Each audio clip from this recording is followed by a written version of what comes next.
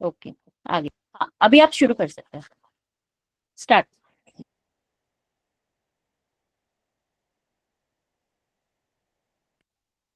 Unmute कर Gauri. Mute आहेस तू गौरी, म्यूट.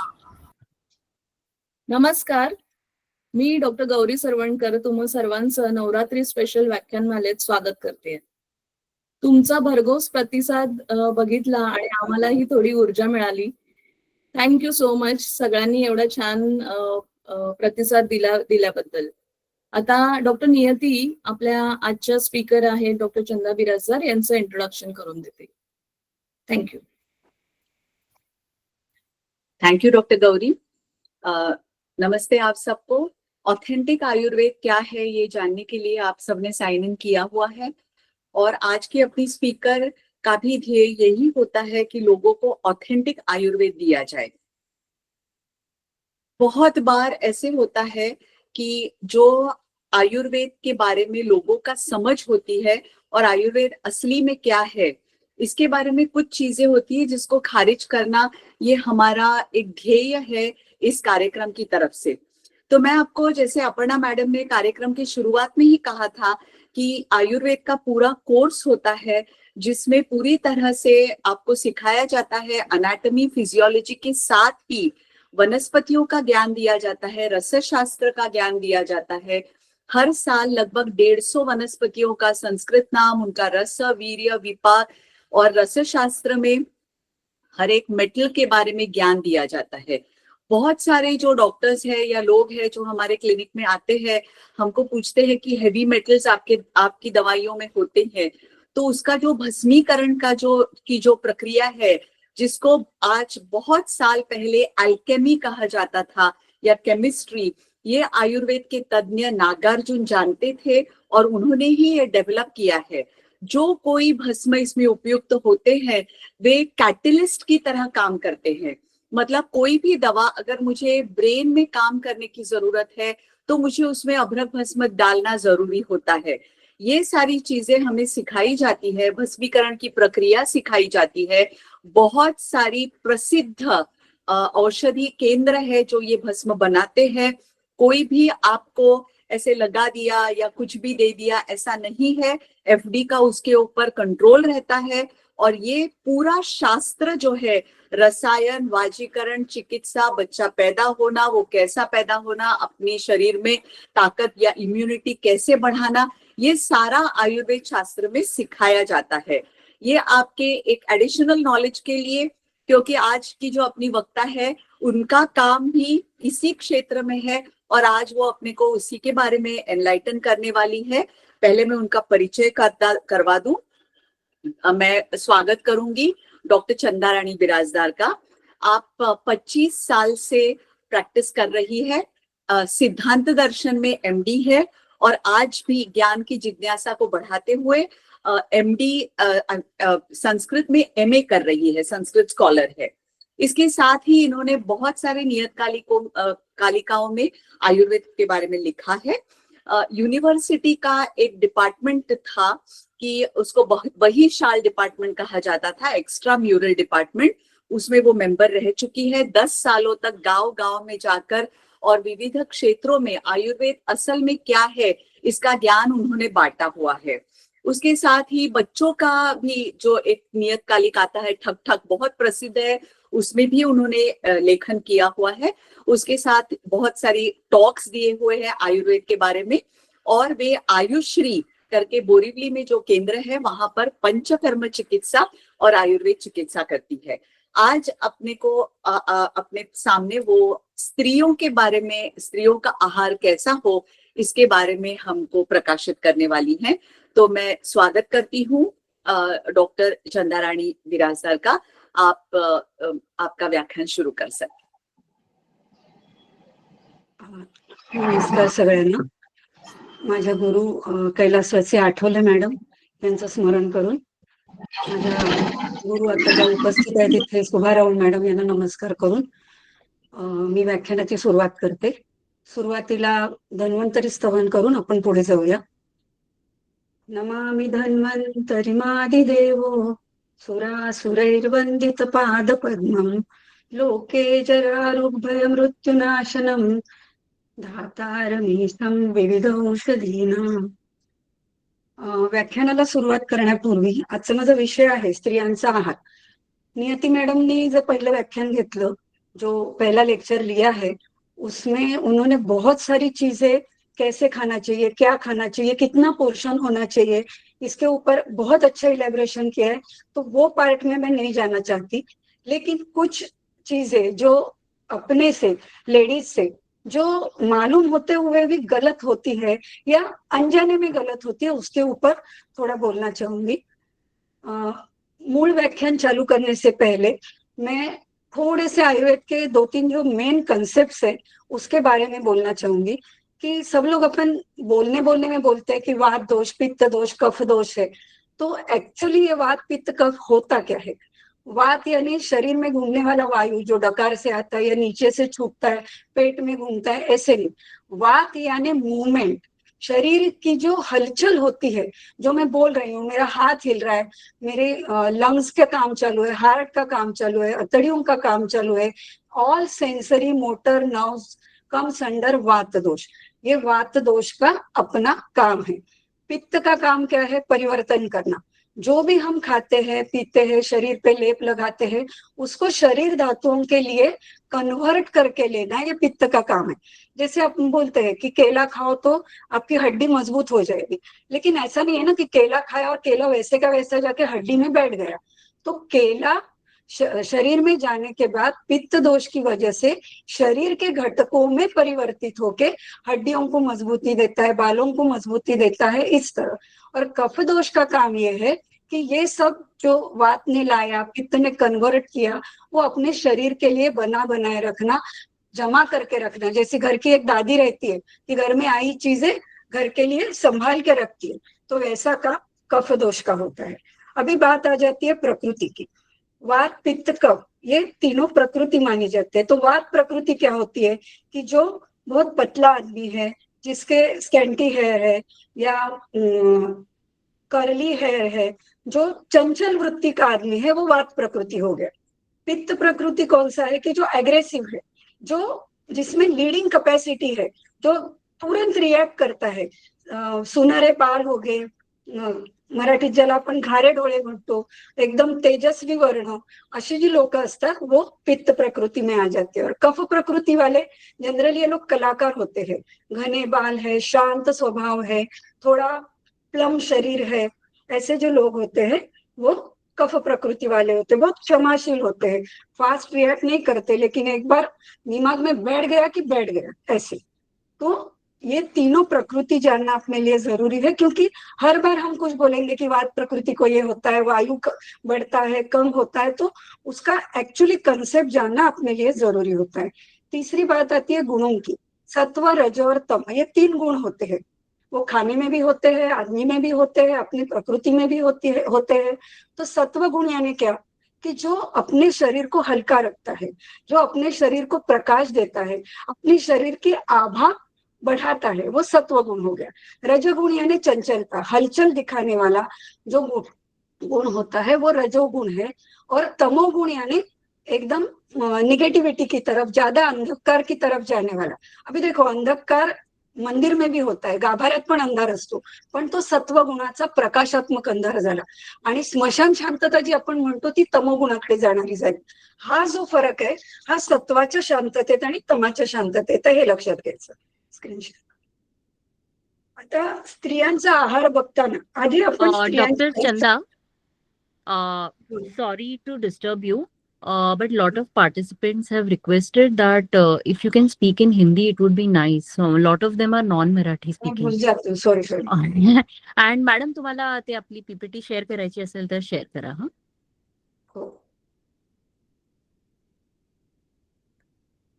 तो स्त्रियों का आहार जानने के लिए फर्स्ट ऑफ ऑल उसमें हम उनके लाइफ में जो अलग अलग जो क्या बोलेंगे माइलस्टोन्स आते हैं उसको थोड़ा सा इलेबोरेट करें कि 10 साल तक क्या होता है कि एक बाल्यावस्था होती है. उसके बाद 10 से 16 में वो कुमारी होती है, 16 से 30 तक तरुणी मानी जाती है, 30 से 45 तक प्रौढ़ तरुणी होती है। अभी 45 के बाद क्या होता है कि ऐसा नहीं होता है, जैसे नियति मैडम ने लास्ट टाइम भी कहा कि मेनोपॉज नाम की कोई चीज नहीं होती है। 45 के बाद क्या होता है कि थोड़े बच्चे बड़े हुए रहते हैं, अभी सास ससुर के पीछे बहुत करने की जरूरत नहीं। So this 10 years we get to do something new. तो कुछ न्यू एरा डेवलप करने के लिए अपने लाइफ का ये समय पकड़ो आप 45 to 55 का। 55 to 65 में आप जजमेंटल हो सकते हैं, दूसरों को हेल्प करने के लिए तैयार हो, और 65 के बाद आप और प्रौढ़ हो जाते हैं। मैं कभी नहीं बोलूंगी कि स्त्री वृद्ध होती है, स्त्री कधीच म्हातारी होत नाही। वो एक मूवी आई थिंक क्रांतिवीर में जब बिन्नू बोलती है I am 39, what Nana Patekar says now you are old wild, तर लोणच्यासारखी वाईन सारखी ती स्त्री मुरत जाते। त्यामुळे स्त्री हमेशा काम में रहती है, कोई भी कितनी भी उम्र की लेडी रहे कुछ ना कुछ करते हुए दिखती है। तो जब तक हम कुछ करते हुए देखते हैं हम कभी बूढ़े नहीं होते हैं।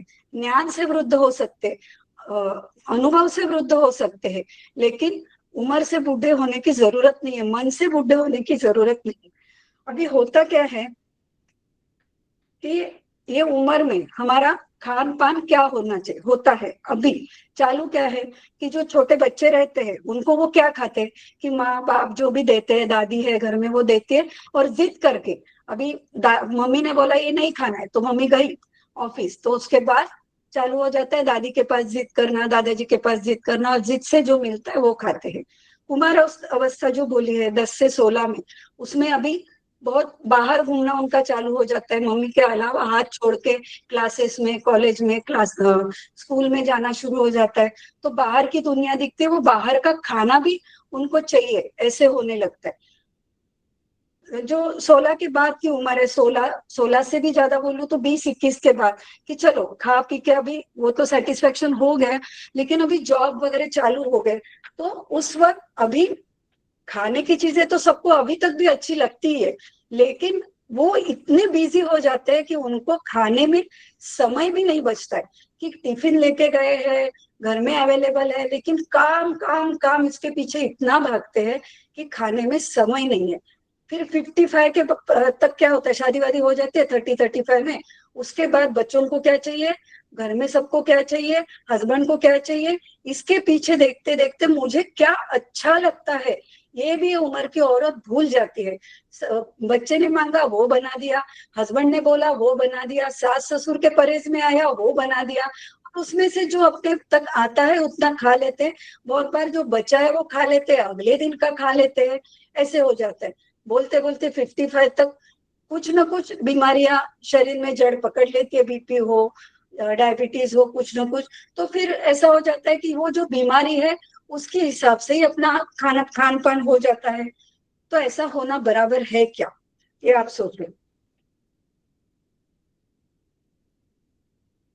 अभी एक्चुअली हमने क्या खाना चाहिए इसके ऊपर ही आज अपने को थोड़ी बातचीत करनी है कि बच्चे हैं, छोटे बच्चे जो है उनको क्या खाना देना चाहिए। एकदम दूध पीता भी बच्चा रहे उसके बाद भी जो जब खाना चालू करता है तो रेडी टू मिक्स जो भी फूड है वो मत दीजिए। घर में जो हम बनाते हैं, जो दाल चावल की खिचड़ी है, खिमटी है, नाचनी का सत्तू है, रवे की पतली सी खीर है, चावल की खीर है, इस तरह के खाने की ही बच्चों को आदत डालो। हो सके उतना सॉल्ट और शुगर पहले से ही मत डालो खाने में। जो नेचुरल टेस्ट है ना वो दे दो। जब बच्चा अपने सामने बैठा रहता है, अपन सब्जियां काटते हैं, तो काटते काटते करेला भी बच्चे के हाथ में दे दो, उसको वो टेस्ट समझने दो कि अरे हाँ ये भी खाने की चीज है। उस वक्त उसको कुछ नहीं रहता है कि ये कड़वा है नहीं खाना, ये तीखा है नहीं खाना है। हाँ तीखा शायद हो सकता है कि उसकी टंग नहीं बर्दाश्त कर पाई तो वो फेंक दे, लेकिन करेले की टेस्ट, जो कद्दू रहता है उसकी टेस्ट, तुरई की टेस्ट, जो मटर की टेस्ट, कैबेज की टेस्ट, उसको टेस्ट करने दो। वो बचपन में जो टेस्ट उनके दिमाग में बैठती है ना वो हमेशा के लिए बैठती है। आप उसको शक्कर, गुड़, चॉकलेट, बिस्किट यही खिलाते रहेंगे तो वही टेस्ट उसके दिमाग में बैठ जाती है, तो वो टेस्ट नहीं बैठनी चाहिए।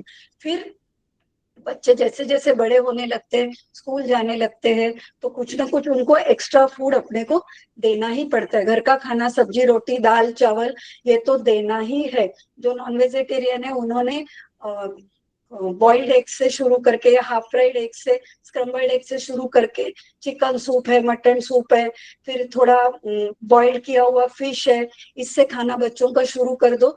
और ये सब खाने में उनके रोज का जो है, आपके घर में पुश्तों से जो खाते हैं, आप जो कास्ट से है, जो प्रदेश से है, जो खाना आपको पचता है, वही खाना आपकी दादी नानी जो खाती आई है वो दे दो। ऐसा नहीं कि नया इंट्रोड्यूस मत करो, लेकिन जरूरत नहीं है कि अचानक आप सोयाबीन का, ऑलिव ऑयल का यूज करना चालू करें।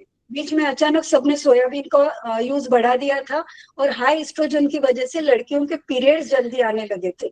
बाद में फिर जो आटा रहता है, रेडी आटा, उस पे फिर पाबंदी लगाई गई कि हर आटे में आप सोयाबीन मिक्स मत करो, और उस पे लिख दो कि सोयाबीन कितनी क्वांटिटी में है, तो लेना है नहीं लेना है वो हम डिसाइड कर सके। तो ये बच्चों को क्या देना चाहिए, आप खारीक दे दो, खोबरा दे दो।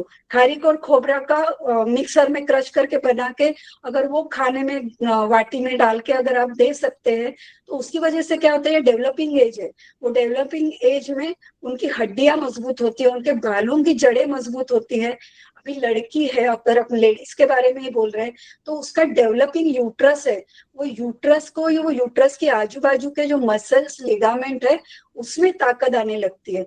बैठे बैठे बच्चों को पॉपकॉर्न खाने मत दीजिए, उनको चना सिंग गुड़ ये खाने दीजिए, तो नेचुरली उसमें से प्रोटीन्स है, आयरन है और अदर मिनरल्स है, वो मिलने लगेंगे। अभी ऐसा है कि गुड़ और शक्कर, बहुत लोगों का ऐसा वहम है कि गुड़ शक्कर से बहुत अच्छा है।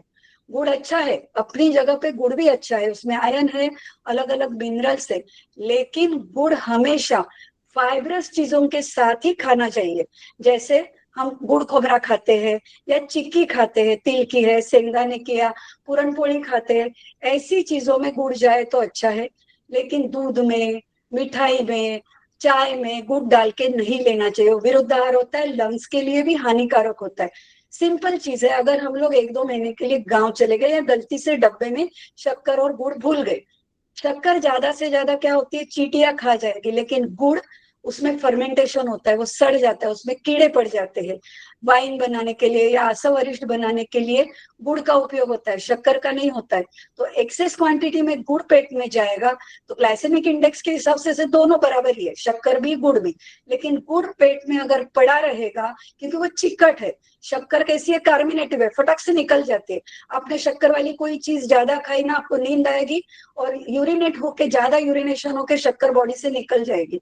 लेकिन गुड़ पेट में पड़ा रहता है, और बाद में जो हम खाते हैं ना, उसको भी फर्मेंट करके जाता है, तो वो एसिडिटी बढ़ाता जाता है। सेकेंडली, वो वहां पेट में पड़ा रहने की वजह से वहां वर्म्स भी बढ़ सकते हैं, उसकी वजह से इओजोनोफिलिया होके खांसी आना, या फिर आपको सांस फूलना, ये प्रॉब्लम्स भी हो सकते हैं, कॉन्स्टिपेशन भी हो सकता है। तो ये सोचो कि गुड़ कितना देना है, शक्कर कितनी देंगे। मैंने जैसे बोला कि चना सिंग गुड़ आप दे सकते हैं, अलग अलग टाइप की चिक्की दे सकते हैं, दालिया की चिक्की है, सेंगदाने की है, तिल की है, मिक्स चिक्की है, ये सब आप दे सकते हैं। छोटा बच्चा है, थोड़ा टेस्ट चेंज करने के लिए सिंगदाना है, तिल है, उसका कूट के लड्डू भी बना के रख सकते हैं कि चलो फटाफट ऑन द वे तुम खा लो, चबाना भी नहीं पड़े। लेकिन कभी कभी ट्रेन में खाना पड़ता है, बस में खाना पड़ता है, तो ये उसका कुटाचे लाडू से म्हणतात, वैसे हम बना के दे सकते हैं। अदर्स में हम मूंग के लड्डू दे सकते हैं, नाचनी और आटा मिक्स करके उसके लड्डू दे सकते हैं। अलग अलग टाइप की खीर है, वो दे सकते हैं। जो लाल पोहा रहता है, गावठी पोहे ज्यादा म्हणतात, वो पोहा हमेशा यूज में रखो। महंगा है, 120 से 130 रुपए किलो तक है, लेकिन उसमें B6 B9 अच्छा रहता है।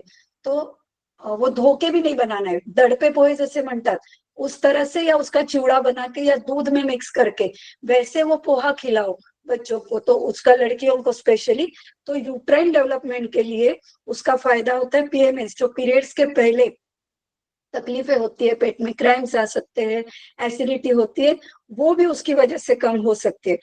गावठी जो चावल रहता है, उकड़ा तांदूळ जो म्हणतात, उसकी पेज आप बना के दे सकते हैं बच्चों को, उसी की खिचड़ी बना के दे दो। जो पॉलिश चावल रहता है वो कभी कभी खाने में अच्छा है, त्योहार के दिनों में मेहमान आए तो, लेकिन अदरवाइज हम खाना बनाते वक्त हो सके उतना अनपॉलिश चावल जहाँ से मिल सके वहां से लेके उसी का चावल, उसी की खिचड़ी बना के दे दो, वही चावल पीस के रखो, उसके घावन बना के हम दे सकते हैं। खीर है या शीरा है, केला और नारियल, इनका भी यूज अच्छे से करो। ये सब चीजें रस धातु बढ़ाने वाली है।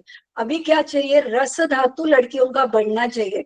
ये रस धातु बढ़ता नहीं है, उसकी वजह से प्रॉब्लम क्या होता है, रस से स्तन्य की यानी ब्रेस्ट फीड की भी उत्पत्ति है, रस से रज की यानी जो मेंस्ट्रुअल ब्लीड है उसकी भी उत्पत्ति है। खा रहे हैं लेकिन सॉलिड फूड, बहुत सी लड़कियों को मैंने देखा है सिर्फ सब्जी रोटी खाते, अच्छा है, सब्जी रोटी बुरी है ऐसे नहीं, लेकिन उसके साथ रस बढ़ाने वाली रसाळ चीज गोष्टी ज्या म्हणतो वो है ही नहीं उनके खाने में, तो रस धातु नहीं बढ़ता है।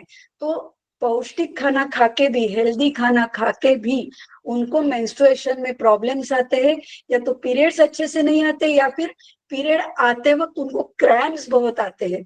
तो ये सब चीजें अवॉइड करनी है कि वो जब खाना खाते हैं तो उसके साथ आप कोकम का शरबत दे दो, कोकम की कड़ी दे दो, अलग अलग जो हम दाल बनाते हैं या इवन मूंग की खीर बना सकते, अपनी चने की दाल की खीर बना सकते जिसमें नारियल का रस यूज कर सकते। नारियल ये एक अच्छा विटामिन देने वाला है। नियति मैडम ने बोला था कि कोकोनट ऑयल आप डायरेक्ट भी यूज कर सकते हैं, तो नारियल का यूज करो, केले का यूज करो। केले का फायदा ये है, एक तो कैल्शियम मिनरल सब मिलता ही है, लेकिन वो आपका एब्डोमिनल जो पेट का अन्न स्रोतस का जो फ्लोरा है वो अच्छा बना के रखते हैं, तो आप दूसरा जो खाना खाते हैं वो अच्छे से एब्जॉर्ब भी हो जाता है। ऐसा कुछ नहीं कि केला खाने से बहुत वजन बढ़ता है। जो हम लोग बिस्किट्स खाते हैं, जो हम लोग वेफर्स खाते हैं, चिवड़ा खाते हैं, उसमें कितना पाम तेल, कितना सॉल्ट जाता है, उससे वजन जितना बढ़ता है वैसा तो केले से नहीं बढ़ने वाला। केले का फायदा ये है कि जो भी आप खाते हो वो अच्छे से पचा के देता है, तो आप खाने से पहले, खाने के बाद, खाने के साथ कैसे भी केला खा सकते हैं। अभी उसके बाद जो 10 से 20 की उम्र आती है, 16, 18, 20 की उम्र आती है, जब ये लड़कियां बाहर जाके खाना चाहती है, अवॉइड मत करो, क्योंकि आप जितना बोलोगे उतना वो बाहर बिना बताए खा के आती है। तू बाहर जेवणार आहेस, बाहर खाने वाली हो, तो मुझे घर पे बताओ। फायदा क्या होगा, वो जो बाहर खाएगी घर पे आने के बाद उसने क्या खाया पूछो, उसका फायदा, उसका जो ड्रॉबैक्स है वो उसके साथ डिस्कस करो। सेकेंडली उसने वो छुपा के खा के आएगी ना, ऊपर आके आप डांटते हो इसके लिए घर का भी खाना खाएगी, तो ओवर ईटिंग हो जाता है। इसमें लड़कियों की ओबेसिटी बढ़ सकती है कि चुपचाप वहां वड़ा पाव से पूरी खा के आई, मम्मी को नहीं बताना है तो पूरा खाना जबरदस्ती खा लिया, तो इसमें ओबेसिटी बढ़ सकती है। उसको बोलो खाना है खाओ, लेकिन हम पकड़े कि दिन के 3 डाइट के हिसाब से हफ्ते भर के 21 डाइट अगर अपने होते हैं तो 2 times if needed you can eat outside. वो बाहर खा लो, ठीक है, लेकिन मुझे बताओ खाना है, पहले बताओ घर का खाना वेस्ट ना हो, सेकेंडली तुम्हारा ओवर ईटिंग ना हो। तो ये दोनों चीज उनके दिमाग में डालना जरूरी है। तीसरी बात, वो बर्थडेज आजकल बाहर बहुत सेलिब्रेट करते हैं, मैकडी में जाना है और कई होटल में जाना है, फैड हो गए। बोलना नहीं, हम घर पे ही बर्थडे सेलिब्रेट करेंगे, तुमको क्या चाहिए बोलो, मैं घर पे बना के देती हूँ। If not possible for you to make it, आप जो घरगुती खाना देते हैं, अच्छे घर से अपने बना के देने वाले अच्छा फूड, वो आप अवेलेबल करके दो। पिज्जा, बर्गर, हर बार एक एक हफ्ते में 3-3, 4-4 लोगों के भी बर्थडे कभी कभी आते हैं, हर बार आपका बच्चा बाहर जाके खा रहा है। बीच में मेरी लड़की ने ऐसा किया, बोली कॉलेज शुरू हो गया, पहले 2-3 महीने में देखा हर कोई बर्थडे के दिन पिज्जा हट में लेके जा रहा है, नहीं तो मैकडी में लेके जा रहा है। फिर उसने, उसका जब बर्थडे है तो बोला हम लोग ऐसे करते हैं, मैं बाहर पार्टी नहीं दूंगी, सब लोग अपना टिफिन लेके आओ। ये महीने में जिसका जिसका बर्थडे हम कंट्रीब्यूशन करते, मॉल में जाके गेम्स खेलते हैं। बच्चों ने खाना घर का खाया और बाहर जाके उसी पैसे में 1000 रुपए आजकल एक बर्थडे पार्टी में आराम से जाते, 1000 रुपए का कंट्रीब्यूशन करके ये 10-12 लोग बाहर खेल के आए, एंजॉयमेंट भी हो गया, लेकिन गलत खाना भी नहीं हो गया। अभी मेरी लड़की को ये करने को मैंने नहीं बोला था, लेकिन बचपन से जो खाती आई, जो ये बड़बड़ बड़बड़ मैं हमेशा करती हूँ, सबके साथ करती रहती हूँ, वो भी सुनती रहती है, तो कहीं ना कहीं उसका इम्पैक्ट हो गया होगा। तो उसने अपने आप डिसीजन ले लिया कि बाहर पार्टी नहीं करेंगे, और जब भी खाना है आप मेरे घर पे आओ, हम घर पे खाएंगे, ऐसा उसने अपने फ्रेंड्स को बोल के रखा है। तो ये बर्थडेज आप घर पे सेलिब्रेट करो। सेकेंडली, चॉकलेट्स खाना अवॉइड करो। इट्स अ रिसर्च कि रीनल डिसीज में, किडनी फेल्योर में सबसे खराब नंबर 1 पे चॉकलेट्स है। मैदा सेकंड पे है और थर्ड पे शुगर है। और अभी कितना चॉकलेट अपना जाता है, आइसक्रीम में चॉकलेट, केक में चॉकलेट, चॉकलेट ऐसा चॉकलेट खाते ही है, मिल्क शेक्स लिया, चॉकलेट लिया, हर चीज में हम चॉकलेट ले रहे हैं बिना समझे, बिना बताए। इतना चॉकलेट पेट में जा रहा है कि उसकी वजह से किडनी का जो फिल्ट्रेशन है, उसकी जो छलनी है, उसमें चिकास पैदा हो रही है, वो ब्लॉक हो रही है, और we are leading to dialysis very early. मुझे याद नहीं कि मैं दादी नानी के जमाने में कभी भी डायलिसिस किसी का हुआ है। वो जमाने में बहुत रेयरली किसी का सुना होगा तो, लेकिन अभी हम देखते हैं कि 40-45 की उम्र में पेशेंट किडनी फेल्योर में जा रहे हैं, और हफ्ते में 2 बार 3 बार ऐसे डायलिसिस चालू है। तो ये सब बीमारियों की जड़ कहीं ना कहीं अपनी खाने में है। तो वो क्या है, वो ढूंढ के वो अवॉइड करना, यही मेन ट्रीटमेंट है। बीमार पड़ने के बाद ट्रीटमेंट करने के लिए तो बहुत सारी पैथीज है, लेकिन आयुर्वेद एक विशेष शास्त्र है जो बीमार ना पड़े इसके लिए पहले बातें करेगा। क्योंकि हमारे यहाँ पे ऋतुचर्या, दिनचर्या यही पहले बताई गई है, चिकित्सा का भाग बाद में आता है। हेतु पहले बताया कि अरे क्या होने से बीमार हो सकते हैं, तो हेतुओं को रोको, और फिर भी बीमार हो गए तो हम है आपकी हेल्प करने के लिए। तो ये सब खाना है, ये आप बच्चों का कंट्रोल करो। अभी वर्किंग लेडीज की बात आ गई, 20 क्रॉस करने के बाद, या वो जो हायर एजुकेशन में है उनकी, अभी क्या करना चाहिए ये लोगों ने कि हमारा टाइमिंग क्या है वो देखो। अगर आपको जल्दी जाना है तो फास्ट खा सके ऐसी चीजों को आपके ब्रेकफास्ट में शामिल करो। अभी फास्ट खा सके इसका मतलब केलॉग्स खा के नहीं जाना है, उसी की जगह पे आप दूध पोहा ले सकते हैं। आप राजगिरे की धानी है, ड्राई फ्रूट्स के मिक्सचर के साथ राजगिरे की धानी मिक्स करके ले लो। राजगिरा इज वेरी गुड एंटासिड, वो एसिडिटी भी कम करता है, साथ में उसमें फाइबर्स अच्छे है, उसका कैल्शियम अच्छा है। तो जैसे हम केलॉग्स खाते हैं वैसे राजगिरे की धानी, उसमें खजूर मिक्स किया, उसमें बाकी के ड्राई फ्रूट्स का भुक्का मिक्स किया, और एक बाउल भर के खा के गए, तो 3-4 घंटे के लिए पेट बहुत शांत हो जाता है। आप सब्जी रोटी का टिफिन लेके निकलते ही है, फिर वही रोटी है आप अंडे के साथ खा लो, चटनी के साथ खा लो, या केले के साथ खा लो, फटाक से रोल करके खा लो, ये भी तो फास्ट फूड है, खा सकते हो। और जो दूसरा खाना है उसमें पोहा उपमा हम बनाते ही है। दूसरा एक है दलिया, मोटा रवा आता है, कुछ लोग बनाते हैं, कुछ लोगों को मालूम भी ना हो, लेकिन मैं बता रही हूँ कुकर में पकता है, तो उसमें आपको तेल घी कम डालना पड़ता है। पोहा उपमा बहुत हेल्दी है नो डाउट, लेकिन उसमें भी तेल घी जाता ही है।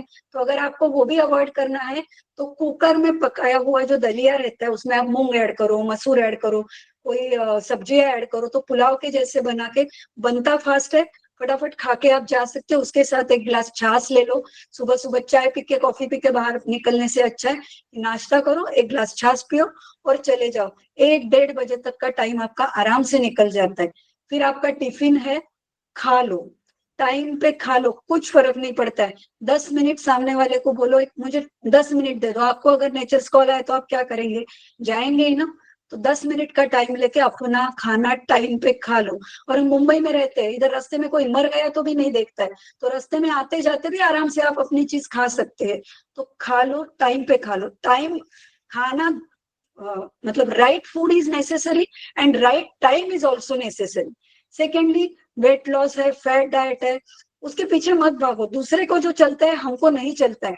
मैंने इसलिए वात प्रकृति पित्त प्रकृति का शुरुआत में बोला कि वात प्रकृति वाले, पित्त प्रकृति वाले बहुत खा के भी वो मोटे नहीं होने वाले, और कफ प्रकृति वाले लोग हैं जिनका अग्नि मंद है, आप थोड़ा भी खाते हो शरीर में रुक जाता है, तो आप कम खा के भी आपका वजन बढ़ने वाला है। वो आपकी प्रकृति है, वो समझ लो, वो एक्स्ट्रा नहीं बढ़े, ये ध्यान में जरूर रखो। लेकिन इसके लिए सिर्फ मोबाइल पे, व्हाट्सएप पे कोई भी कुछ भी वीडियो डाल रहे है उसके पीछे मत भागो। कुछ देखा, आपको अच्छा लगा, नॉट बैड, लेकिन counter check it with your doctor. आपके डॉक्टर के साथ बात करो कि ये मुझे चलेगा क्या। बहुत बार वेट लॉस के पीछे भाग के विटामिन डेफिशिएंसीज लेके लोग आ जाते हैं, फिर वो डेफिशिएंसीज करेक्ट करने में प्रॉब्लम आता है। नियति मैडम ने बोला था कि आप विटामिन की टैबलेट्स को, कैल्शियम की टैबलेट्स को खाने जैसा यूज करो। नहीं मिल रहा है खाने से, या आप नहीं खा पा रहे, तो टैबलेट्स कंपलसरी ले लो, तो आपकी विटामिन डेफिशिएंसी नहीं होगी। और विटामिन डेफिशिएंसी ना होने की वजह से आपका डाइजेशन भी अच्छा रहता है, आपकी इम्यूनिटी बनाई रहती है, बहुत सारी बीमारियों से आप दूर रहते हो। सिंपल विटामिन B12 जो है, वो B12 की डेफिशिएंसी की वजह से इनडाइजेशन, नौशिया भी होता रहता है, जो हम लोग को पता ही नहीं चलता है। हम लोग इतनी एसिडिटी की गोली खाते रहते हैं, ये डॉक्टर वो डॉक्टर बदली करते रहते हैं, लेकिन एक गोली विटामिन की चालू करेंगे तो वो खाना पूरा हजम होता है, आपके सिम्टम्स कम हो जाते हैं। इसी के साथ आपको कैसे भी करके एक्सरसाइज करनी है। बहुत टाइम नहीं कर पाते हो, सिर्फ सूर्य नमस्कार करो और ध्यान करो, इतना भी काफी है।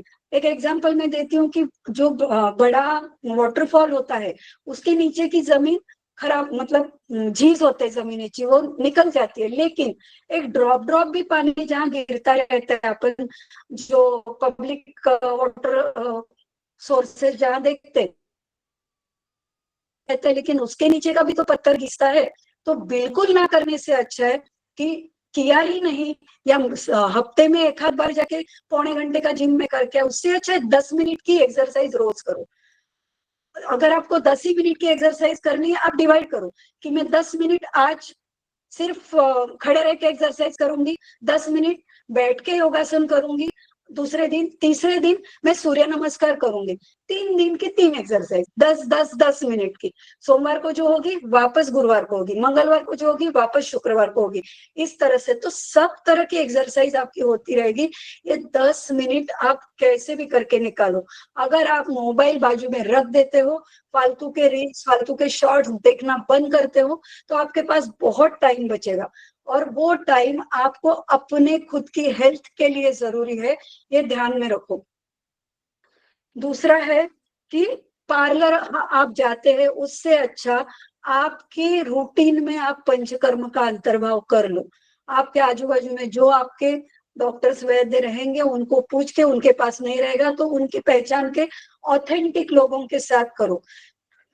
फुल बॉडी मसाज है, शिरोधारा है, नस्य है, नेत्र तर्पण है, ये वेलनेस प्रोसीजर्स है, जो करने से आप रिलैक्स होते रहते हैं, आपके इंद्रियों को बल मिलता रहता है, और पार्लर जाने की जरूरत नहीं पड़ेगी, इतनी आपकी स्किन निखर जाती है। तो पंचकर्म का अंतर्भाव आपके रूटीन में आप कर लो, तो आपकी बीमारियां कम आएगी। मेरे पास ऐसे पेशेंट्स है जो रूटीन में आके नस्य, मात्रा बस्ती, ये सब करते रहते, और एक्चुअली आई हैव सीन कि अरे आप 60 तक आ गए, लगता नहीं अभी भी आप 50 के ही लग रहे हो, ऐसा मैं सामने से उनको बोलती हूँ। तो आप ये चीज जरूर ध्यान में रखना। फिर एक 40-45 के बाद क्या होता है कि अभी नया डेवलपमेंट बॉडी में कुछ नहीं हो रहा है, तो आप अभी संभल के खाओ। आपकी खाने पीने की जरूरतें कम है। पहले जो आप 25 की उम्र में 2 रोटी खा रहे थे, 3 रोटी खा रहे थे, उसी को 45-50 तक कंटिन्यू मत करो। आपका खाना कम कर दो। आपको एग्जैक्ट भूख लग रही है कि आपने एक मील स्किप किया, उसको रिप्लेस किया किसी दूसरे पॉरियज से या सेमी सॉलिड फूड से, तो आपको तकलीफ हो रही है क्या, चक्कर आ रही है क्या, वो पहले ध्यान दे दो। अगर आप वर्किंग हो, घर में भी काम कर ही रहे हो, ऐसे नहीं, तो सुबह का नाश्ता स्किप मत करो। सुबह का नाश्ता पेट भर के करके जाओ, क्योंकि बाहर जाने के बाद खाने को क्या मिलेगा पता नहीं है। तो जो आपका लंच है उसमें वैरायटीज लाओ कि अरे हाँ, मैं पूरा सब्जी रोटी दाल चावल लेके जा रही थी, अभी मैं उल्टा कर सकती हूँ कि मैं रोटी सब्जी सुबह खाते जा रही हूँ, दोपहर के लिए मैंने दलिया ले लिया, या दोपहर के लिए मैंने नाचनी का उत्तप्पा बना के ले लिया। One thing I have to elaborate on millets also. अभी जितना मिलेट मिलेट का फैड निकला है, वो मिलेट खाते वक्त भी संभल के खाओ, क्योंकि वो वृक्ष धान्य है। आप अति मात्रा में वो खाएंगे तो आपके शरीर में वो गैसेस एसिडिटी करते। मेरे पास एक लेडी आई थी, उसको लगभग 2.5 साल से डकार और ब्लोटिंग का प्रॉब्लम था, पेट बहुत फूक जाता था दोपहर के वक्त। उसका खाना क्या था, रोज सुबह वो नाचनी का डोसा लेती थी और रोज दोपहर में जवार की भाकरी खाती थी। मैंने बोला आपने क्या काम करते हैं, सुबह आप सिर्फ चावल की पेज ले लो और दोपहर में आप सिर्फ सब्जी रोटी खाओ और छाछ पियो, फिर देखते हैं क्या होता है। और खाने में दवा में पेशेंट के सेटिस्फेक्शन के लिए सिंपल डाइजेस्टिव टैबलेट्स दे दिए। एक हफ्ते में उसके प्रॉब्लम्स 50% से ज्यादा कम हो गए जब मैंने खाने में चेंज किया। जो 2.5 साल तक नहीं हो पा रहा था वो 8 दिन के आहार के बदलाव में हो गया। तो आपको क्या पचता है, मैं अगर कोकण साइड से हूँ तो मुझे जवार की भाकरी शायद नहीं पचेगी, मुझे चावल की भाकरी पचेगी, बाजरे की पच सकती है, तो मैं उसके ऊपर रह सकूं। जिसको पचता है वो खा सकता है, मैं कंपल्शन नहीं बता रही हूँ। लेकिन आपको किस चीज से तकलीफ अगर हो रही है तो जस्ट बिकॉज वो कोई बोल रहा है, वो कोई बोलने वाला कभी डॉक्टर नहीं होता है, किसी ने बोला, कोई बोला, इसलिए आप वो चीजें एडेप्ट मत करो, थोड़ा खुद की तरफ देखो। अभी कैसा है कि 40 के बाद 45 के आसपास वाटर रिटेंशन होना शुरू होता है। क्यों?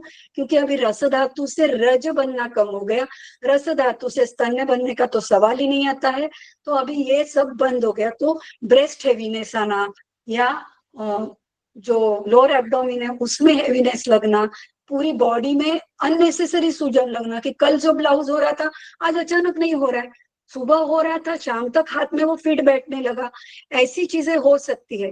तो अभी आपको रसपाचक चीजों की जरूरत है, तो उसमें आप एक यूज कर सकते हैं कि धना, जीरा और वरियाली, इसका पानी बना के रोज सुबह पियो। और विडा जो असतो, पान जे खातात ते पान खायला सुरुवात करा, तंबाखू घालायचा नाही, don't use tobacco in that. लेकिन जो विडा असतो, विड्याचं पान असतं, उसमें चूना भी लगाओ, वो कैल्शियम सोर्स है, उसमें बड़ीशेप डालो, उसमें खोबरा डालो, उसमें थोड़ी सी खारीक भी डालो, उसमें मतलब सूखा खोबरा डाल दिया, अजवाइन डाल दो, थोड़े अलसी के बीज डाल दो, और इस तरह से वो पान बना के वो चबा के खाओ, वो रसपाचक है। तो आपका जो थोड़ी सी कतरी सुपारी भी उसमें डाल दो, क्योंकि सुपारी है जो आपके यूट्रस को बल देती है। सुपारी पाक नाम की एक दवा भी है। अभी क्या होता है कि यूट्रस भी शिथिल होके यूटेराइन प्रोलैप्स के चांसेस बढ़ सकते हैं। तो ऐसे वक्त थोड़ा सा सुपारी का अंतर्भाव आपने अगर किया, भले वो भुक्का करके करो या कतरी सुपारी मिलती है उसका यूज किया, तो वो खाएंगे तो प्रोलैप्स के, ब्लैडर प्रोलैप्स के, यूटेराइन प्रोलैप्स के चांसेस भी आपके कम हो जाएंगे। 55-60 के बाद जब आपकी बीमारियों ने ज्यादा जड़ पकड़ ली होगी तो वो आपका बीमारी के हिसाब से ही आप खाना खाओ। कितने भी मेहमान घर में है, आप कहीं भी जाओ, आपका खाना और आपकी दवाइयों का टाइम आप बिल्कुल उसको टालना नहीं है। कितने भी मेहमान रहे उनको रिक्वेस्ट करके जाके आप आपका खाना खा लो, कुछ किसी को बुरा नहीं लगता है, और बुरा लगने वाले अपने दोस्त नहीं होते हैं। तो बिंदास आप अपना खाना, अपनी दवाइयों का सब मेल रखो। उपवास करना अच्छा है, लेकिन अगर आपको आपकी डायबिटीज की वजह से, आपकी बीपी की वजह से अगर वो नहीं जम रहा है, मत करो। जिसको उपवास करना है, अभी उपवास के ऊपर दूसरा मैं कभी बोल सकती हूँ। तीसरी एक बात मैं बोलने में भूल गई कि हम जब मार्केट जाते हैं या मॉल में जाते हैं, डू वन थिंग, घर से कुछ ना कुछ खा के जाओ और पर्स में एक पानी की बोतल रख के जाओ। क्या होता है, हम घाई घाई में घर का सब काम निपटा के भाग जाते हैं, और फिर वहां पहुंचने के बाद थोड़ा एसी में गए, रिलैक्स हो गए ना, फिर लगता है यार भूख लगी है, कुछ खा लूं, फिर हम बाहर का खाना खा लेते हैं। घर से तो बना के भी आए रहते हैं, तो घर का वापस खाना है, तो इधर भी डबल ईटिंग हो गया। तीसरा, प्यास लग जाती है तो फिर कुछ तो पी लिया, तो वो एक्सेस शुगर गई। एक 250 ml की कोल्ड ड्रिंक की बोतल में 16 चम्मच शुगर है। यू कांट इमेजिन, 16 चम्मच शुगर है जो आपके इंसुलिन को बेकार ड्रेन करती है। और ये जो इंडस्ट्रियल शुगर है, ये कॉर्न शुगर है जो आपका इंसुलिन फटाफट फटाफट घटाती जाती है। जो हम केन की शुगर, गन्ने की शुगर यूज करते हैं, वो तर्पक है। सीतोपलादी जैसा जो दवा है जो टीबी के ऊपर यूज किया गया है, वो उसमें maximum quantity of sugar use की है। तो लेकिन उसके साथ बाकी की दवाई है जो शुगर भी पचाती है। तो शुगर इतनी खराब नहीं है जितनी ये कॉर्न शुगर खराब है, स्वीट कॉर्न भी खाने में मत लाओ। स्वीट कॉर्न खाने से भी आपका इंसुलिन जल्दी खत्म हो जाता है, पीसीओडी के और डायबिटीज के चांसेस बढ़ सकते हैं। अभी 55 के बाद आपकी खाने की नीड और कम हो गई है, तो सुबह के खाने में पूरा नाश्ता लेने की जरूरत नहीं। बहुत बार 60s के बाद आप रिटायर हो, जैसे मैंने बोला कि आपको खा के निकलना है क्योंकि दोपहर के खाने का ठिकाना नहीं, ये प्रॉब्लम आपको 60 के बाद नहीं आएगा। अगर आप जॉब करने वाले हो, अगर सेल्फ एम्प्लॉयड है, डॉक्टर्स वगैरह है, तो अलग से बात है, उसमें आपको अलग से सब प्लान करना पड़ेगा। लेकिन अगर आप घर पे हो तो सुबह के खाने में नाचनी का सत्तू लिया, जवार का सत्तू बना के ले लिया, एक आध गुड़ या खजूर में बनाया हुआ लड्डू ले लिया, इस तरह से कुछ तो ब्रेकफास्ट कर लो। 12-1 के दरमियान आपका लंच कर लो, इवनिंग में कोई फ्रूट खा लो और शाम को वापस खाना खा लो। हो सके उतना 55 के बाद शाम को चावल खाना अवॉइड करो। चावल खराब नहीं है, चावल अच्छा है, अपनी मन की शांति के लिए अच्छा है, even it is good for uterus also. लेकिन चावल डायूरेटिक भी है, किडनीज के पेशेंट के लिए चावल बहुत अच्छा है, यूरिन निर्माण करता है, यूरिनेट कर देता है, तो किडनी पेशेंट को चावल देना चाहिए। लेकिन अभी हमको क्या प्रॉब्लम होती है कि अर्ज ऑफ यूरिनेशन होती है या रात को फिर उठना पड़ता है। तो अगर रात के खाने में आप चावल अवॉइड करेंगे, दोपहर के खाने में खा लो, लेकिन रात के खाने में अवॉइड करेंगे तो रात को यूरिनेशन के लिए उठना नहीं पड़ेगा। और वो यूरिनेशन में उठने की वजह से क्या होता है, नींद टूट जाती है, वापस नींद नहीं आती है, फिर वो सुबह जल्दी उठ नहीं पाते, फिर पूरे दिन का अपना सब गड़बड़ हो जाती है अपने दिनचर्या की, और ऊपर से एसिडिटी भी बढ़ सकती है। तो रात के खाने में हो सके उतना आप चावल अवॉइड करो 55-60 के बाद। और ये उम्र में आपके जो मैंने पहले ही बोला कि 40-45 के बाद ही आप कुछ नया ट्राई कर सकते हैं। दो वेल नोन डॉक्टर्स है, डॉक्टर स्मिता दातार है, डॉक्टर सुनीता चौहान है, ये दोनों ने 40 के बाद लिखना चालू किया। अभी उन लोगों की इतनी बुक्स पब्लिश हो गई है, स्मिता मैडम का उर्मिला एंड ड्रामा भी स्टेज पे आ गया था, तो it's a new era to start. तो आप 55 के बाद घर में कौन क्या कर रहा है उसके पीछे पड़ने से अच्छा है आपका खाना देखो, आपका वॉकिंग देखो, बहुत भी मत चलो, ज्यादा चलने से टाइम है इसके लिए चलते जाते ऐसा भी मत करो, अभी आपके घुटने जवाब दे सकते हैं। तो आप मॉडरेटली चलो, डॉक्टर से पूछ के चलो, आपके घुटने क्या बोल रहे हैं वो सुन के चलो, आपके फ्रेंड्स के साथ इन पर्सन मिलो, ओनली व्हाट्सएप चैटिंग नहीं। आपके जो भी बकेट लिस्ट है उसको पूरा करने की कोशिश करो, तो आप सेटिस्फाइड रहेंगे। सेटिस्फाइड रहने से अपने आप आपका खाना अच्छे से पचता है, नहीं तो क्या होता है, इरिटेशन रहने से ना क्रेविंग्स बढ़ते हैं। तो मेंटल सेटिस्फेक्शन जरूरी है। तो ये सब चीजें आप संभाल के फॉलो करना सीख लीजिए।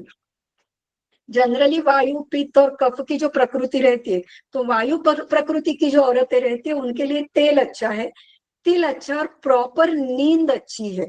और पित्त प्रकृति की जो लेडीज है उनके लिए घी खाना अच्छा है, गर्म दूध अच्छा है, और उनके लिए ना 20 मिनट्स की 10 मिनट्स की दोपहर की जो नैप है वो बहुत जरूरी है। अगर पित्त प्रकृति बहुत एसिडिटी जिसको हो रही है ना, काम रख के 15 मिनट के लिए आंख बंद, भले नींद नहीं आए, आंख बंद करके लेट जाइए, आपके एसिडिटी की लेवल कम हो सकती है। कफ शामक कौन सी चीजें हैं, सूंठ है, मसाले की चीजें हैं, ये सब कफ शामक चीजें हैं। तो जो कफ प्रकृति वाली लेडीज है उन्होंने अपने खाने में उसका अंतर्भाव कर लीजिए। आई थिंक टाइम अप हो रहा है, तो let me stop here, question answers रहेंगे, शेयर करना। हाँ, तो लास्ट एंड नॉट लिस्ट की स्त्री ये कोई त्याग मूर्ति नहीं है, हर चीज का हक, उपभोग लेने का हक उसको भी है। टाइम पे खाना, टाइम पे नींद, ये बहुत जरूरी है। खुद की चीजें भी ध्यान में रखो, मुझे क्या अच्छा लगता है वो ध्यान में रखो, उसे पूरा करने की कोशिश करो। मैं ऐसा नहीं बोल रही हूँ कि सबको तोड़ के सिर्फ अपनी ही चीजों को आगे बढ़ाते जाओ, लेकिन अपनी भी कुछ खासियत है उसको आगे लाओ, तो आपकी लाइफ अच्छी रहेगी, आपकी हेल्थ भी अच्छी रहेगी। धन्यवाद। Screen share. Hello face. Hello. Hello. I'll request Dr. Meghavi Shah to go for question answer session. Yes, yes. Thank you so much, Doctor.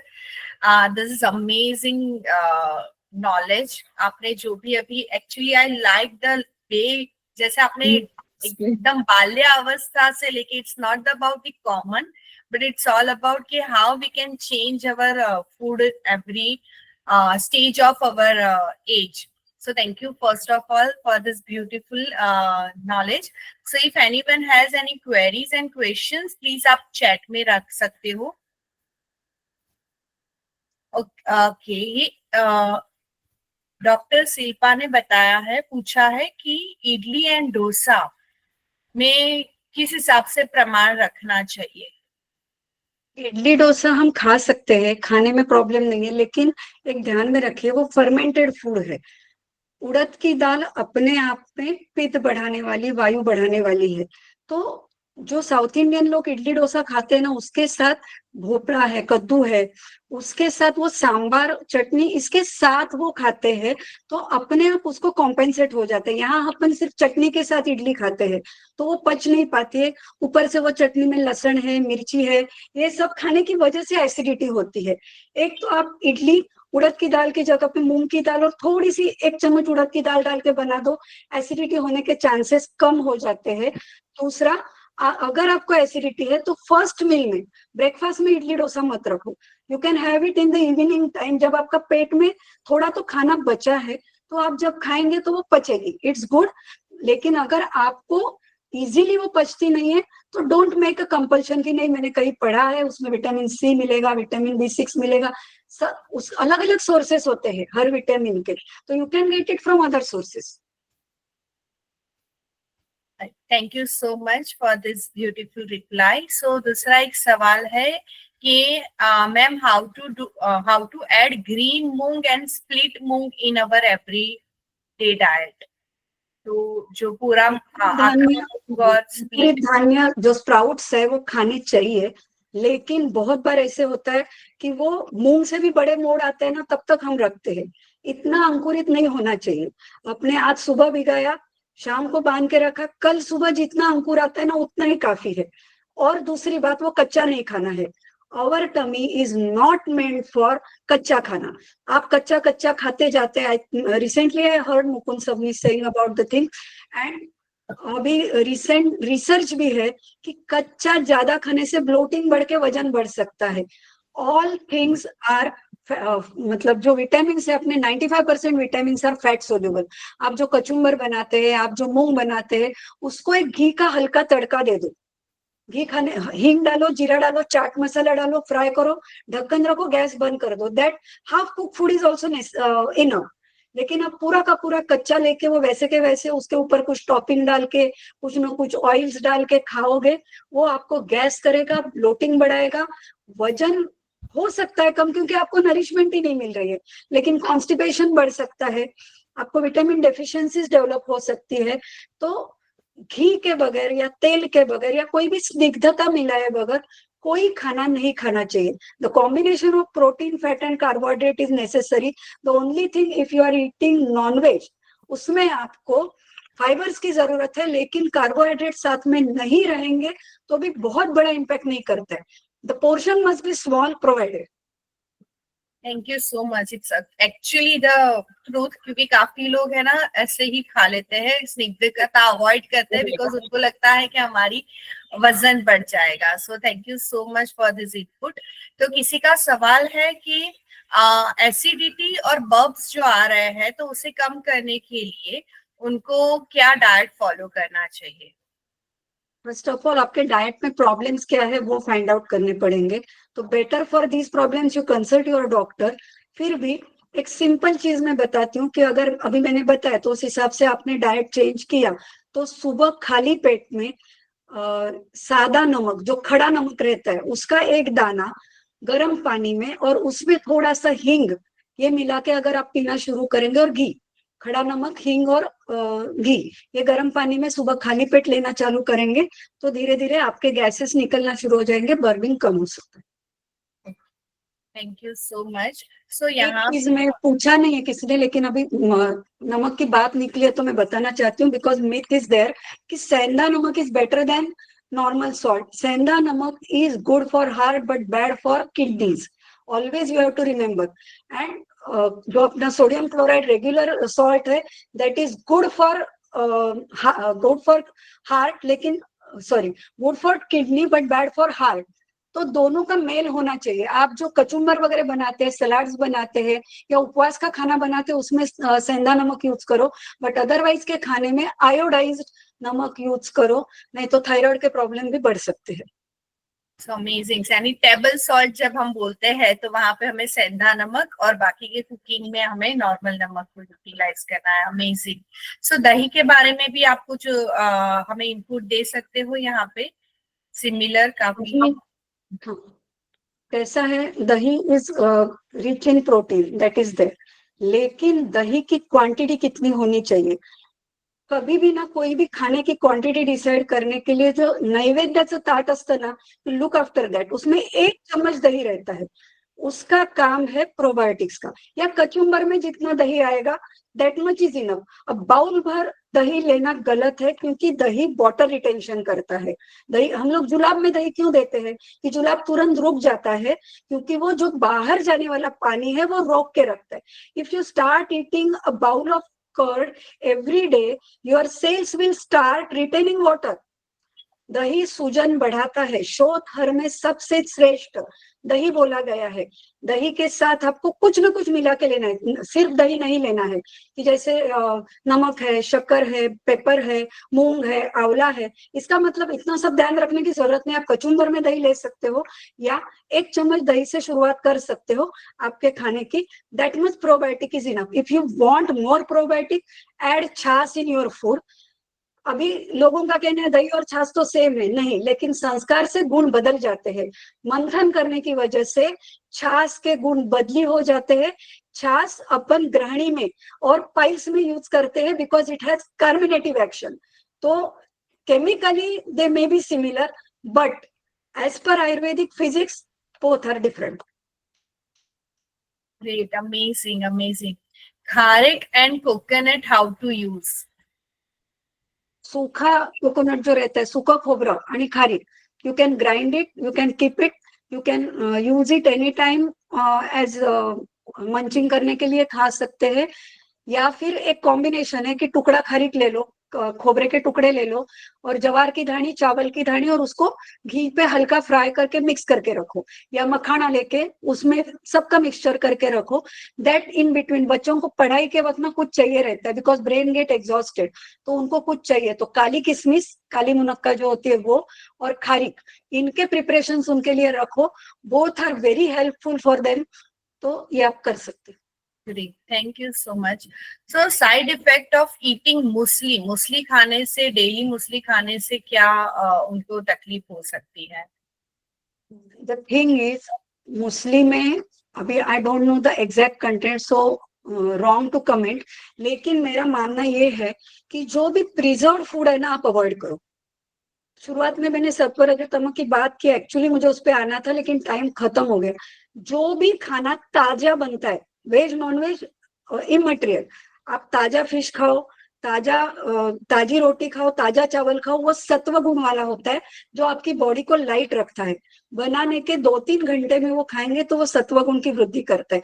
उसी खाने में अगर ज्यादा मसाले आ गए तो वो रजोगुण बढ़ा देता है। और आप जब प्रिजर्व फूड खाते हो तो अपने आप में वो डेड सेल्स है। अभी आप एक पैकेट भर के आप घर में रखो, कुछ भी चूड़ा भी रखेंगे खराब नहीं होता है। इनके डब्बे 6-6 महीने में क्यों रखे रहते हैं? उसमें नाइट्रोजन गैस यूज होता है which is very dangerous for your kidneys. तो ये नाइट्रोजन गैस से भरे हुए वेफर्स है, नाइट्रोजन गैस से भरे हुए मतलब प्रिजर्वेटिव्स जो है, most are nitrogen rich which are very dangerous to increase creatinine, uric acid, and again dangerous for liver and kidneys both. तो इसलिए ये चीजें अवॉइड कर दो उसमें। और मक्का जो है वो आपका वेट बढ़ाने वाला है, वो कहीं से आपका वजन कम नहीं करता है। वो वेट बढ़ाने के लिए ही ज्यादा क्वांटिटी में अमेरिका में पैदा हो गया, फिर एशिया में भेज दिया गया और हम लोग उसके एडिक्ट हो गए। Not needed. Yes, amazing. So any specific diet for premenopausal period? कुछ नहीं, जो अपना खाना है रेगुलर। में शुरुआत में मैंने बोला, मैडम ने बोला मेनोपॉज प्री मेनोपॉज का कुछ सोचना नहीं है। वही सिम्टम्स मुझे 20 साल की उम्र में भी थे। हेडेक नहीं था क्या? चक्कर नहीं आ रही थी क्या? अभी हम उसको मेनोपॉज से जोड़ते हैं। क्योंकि हमारा काम बदली हो गया, अपनी जिम्मेदारियां बढ़ गई, इसके लिए हम लोग बंबल हो जाते हैं कि अरे ये कर रही हूँ, वो कर रही हूँ, वो कर रही हूँ। अरे कितना ध्यान रखोगे?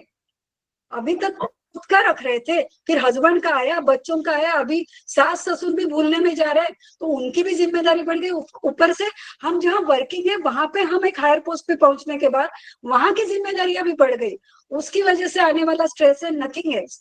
तो ऐसी कोई भी चीज नहीं रहती। आपके शरीर को क्या सूट होता है वो ध्यान में रखो, सिम्टोमेटिकली उसको ट्रीट करो।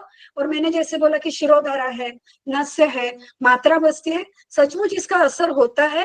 तो आपके आजू बाजू में जो भी पंचकर्म करने वाला डॉक्टर हो, better take appointment with them. So यहाँ पे कोई पूछ रहा है कि शतावरी पावडर पुरुष लोग घेऊ शकता का? 15 वर्षाचा मुलगा खाऊ शकतो का? शतावरी कोई भी ले सकता है, वो रस धातु बढ़ाता है। जिसको जरूरत है बल की, जिसको जरूरत है कि शरीर में नरिशमेंट बढ़ाने की, उसके लिए शतावरी चलती है, कोई प्रॉब्लम नहीं है। थोड़े एक दो ही सवाल हम ले सकेंगे, बाकी जो भी सवाल है हम देखेंगे। तो यहाँ पे एक ऐसा सवाल आया है कि जो बच्चे हॉस्टल में है उनके लिए हम क्या प्रोवाइड कर सकते हैं? थोड़ा आप आइडिया या मार्गदर्शन दे सको। अभी हॉस्टल में है उनके लिए हम घर से कुछ थोड़ा जो लड्डू जैसी चीजें हैं वो थोड़ा उनको प्रोवाइड कर सकते हैं, लेकिन पढ़ाई इंपॉर्टेंट है, तो वहां के सर्कमस्टेंसेस के साथ एडजस्ट होना ये बहुत जरूरी है। आपको अगर पढ़ना है, आगे बढ़ना है, तो उसको एडेप्ट करना ही पड़ेगा।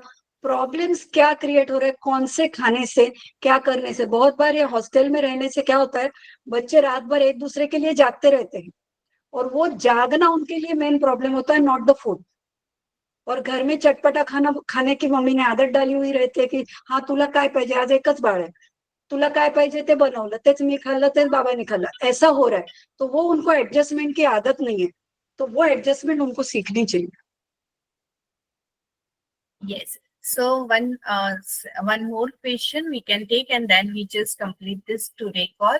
In case of severe inflammation and bloating leading to weight gain and vata problem, what is the solution? Does Basti help? उसमें Basti उनको help करेगी? Consult your doctor, this is a medical case, you have to consult a doctor, क्योंकि वो किस वजह से हो रहा है ये एक चैट में हम नहीं बोल सकते। Yes. So we have one more minute, so we just take one question. One person is asking for ulcerative colitis, पर मुझे लगता है for that also they have to consult the doctor. Yes, doctor. Yeah. So yes. So I think I covered mostly questions. Yeah. Hello ma'am. Hello ma'am. Honey hot water तो आप हम सभी को वैसे तो आप बता दीजिए, हनी का हॉट वाटर के साथ लेना। Honey and hot water never to be taken, क्योंकि वो आयुर्वेद के हिसाब से विषकारी माना गया है। आप त्रिफला चूर्ण का फांड बना के उसमें हनी डाल के ले सकते हैं, provided the honey is real Honey.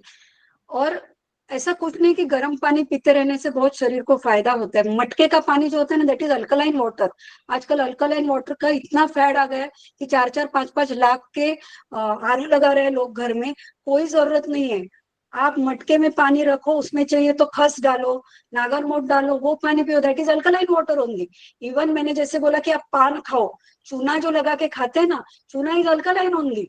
तो अपने आप खाने में अल्कलाइन चीजें आएगी। और कैसा है, धातुओं का अग्नि अच्छा रखने के लिए एसिड जरूरी है, पित्त जरूरी है। अगर आप पित्त का सप्रेस करते जाएंगे, drinking alkaline water with every food, आपका खाना नहीं पचने वाला, आपके खाने के विटामिन एब्जॉर्ब नहीं होने वाले। सो कोकम शरबत है, नींबू शरबत है, these are alkaline, you can have it. वो और एक चीज है, पूछा नहीं किसी ने, लेकिन मैं बता के रखती हूँ कि वो कुछ ककुम्बर और कुछ पानी में दिन भर के रखते हैं और वो पानी पीते रहते हैं। That is also wrong. वो पानी सड़ा हुआ हो जाता है। Don't drink that water. कोई जरूरत नहीं है, आप खाने में ककड़ी की कचुम्बर खा लो या कटी हुई ककड़ी खा लो, that's enough. Amazing amazing, like to the point आपने सभी को बात की है। Amazing, I love the way you like, यानी एक मम्मी जो डांट के बोलती है ना, इट इज लाइक पिंच हुआ है हम सभी को। So thank you Sorry. So much. नहीं, this is not about sorry. कभी कभार ये डांट भी हमें चाहिए कि ये इट्स नॉट अबाउट दैट. कभी कभार होता है ना, मम्मी जब डांटती है वो सॉरी के लिए नहीं होता, इट इज लाइक अवेयरनेस के लिए होता है. So the way you give that all the awareness about the food, काफी तो मिथ्स हमारे खुद के एज अ डॉक्टर थे. सो मुझे लगता है कि बहुत क्लेरिफाई हुए हैं. So thank you so much for everyone being here. Thank you so much, doctor, for being here and giving this beautiful knowledge to all of us. So I know कि काफी लोगों के अपने भी काफी सवाल है यहाँ पे, और काफी लोगों ने रिकॉर्डिंग से भी कॉल्स देखे हैं. तो आप जो भी रिकॉर्डिंग से कॉल देखने के बाद भी आपको कुछ सवाल है, तो हम सभी डॉक्टर्स आपको मिलने वाले हैं डे 10 पे, जहाँ पे हम आपके सभी सवालों के जवाब देंगे. सो डोंट वरी कि आपने रिकॉर्डिंग देखा है, अभी मुझे कुछ सवाल है तो मैं कैसे उसका रिप्लाई जानूं, कैसे उसमें से गाइडेंस लूं.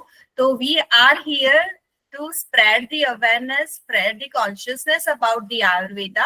So definitely day 10 पे हम ये रखेंगे, और सुन डॉक्टर गौरी जी हमें शेयर करेंगे कि कौन से दिन पे हम ये रखेंगे. क्वेश्चन आंसर का पूरा सेशन 1 आवर का होगा, और सभी 9 डॉक्टर्स वहां पे होंगे, और आपके सभी सवालों के जवाब वहां पे आपको मिलेंगे. And don't worry, so please go through the recording. आपके जो भी मिस हुए हैं, आप कोई ग्रुप में नहीं हो तो ग्रुप की लिंक भी हमने चैट में शेयर की है, तो वहां पे ग्रुप ज्वाइन कर दीजिए. और आगे जाके और भी beautiful consciousness and awareness Ayurveda के अंदर हम स्प्रेड करेंगे हमारे आगे के कॉल में. तो डॉक्टर गौरी जी, सिर्फ कल कौन से डॉक्टर का कॉल है, आप सिर्फ ये नॉलेज सबको दे सको तो बेटर है कि लोगों को एक अवेयरनेस हो कि हमारा कल कौन सा कॉल है. Yes, thank you. डॉक्टर कल डे 5 है. डॉक्टर शुभा राहुल जो हमें सब में सीनियर डॉक्टर है, डॉक्टर नियति मैडम भी सीनियर है. तो शुभा राहुल जो एक्स मेयर रह चुकी है मुंबई की, तो she is going to guide us. So be there and you connect with us. Thank you so much. Thank you everyone. Thank you so much. Thank you.